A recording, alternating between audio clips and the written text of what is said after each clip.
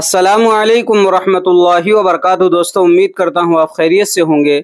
मैं हूँ मोहम्मद मकसूद कासमी और आप देख रहे हैं बाग़ मदीना यूट्यूब चैनल। दोस्तों, इस वक्त की सबसे बड़ी खबर आपके साथ शेयर करने वाले हैं। इस खबर को आप सुनिए और उसके बाद थोड़ी सी तहकीक भी मतलूब है। इसके बारे में पता कीजिए, अगर किसी के पास मरकज़ का नंबर है, क्या वाकई ये ऐलान उन्हीं की तरफ से जारी किया गया है या ऐसे ही है।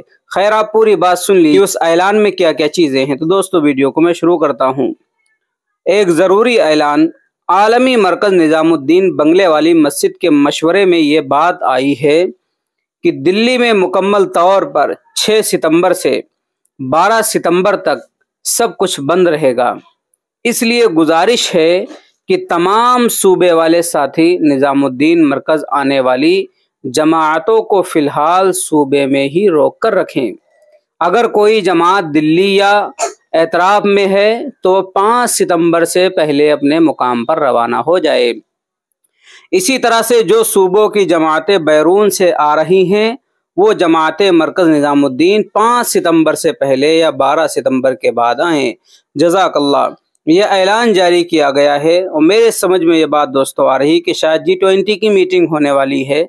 उसी के सिलसिले में बहुत सारी ट्रेनें भी कैंसिल की गई हैं। बहुत ही बड़े पैमाने पर जो है ट्रेनों को कैंसिल किया गया है।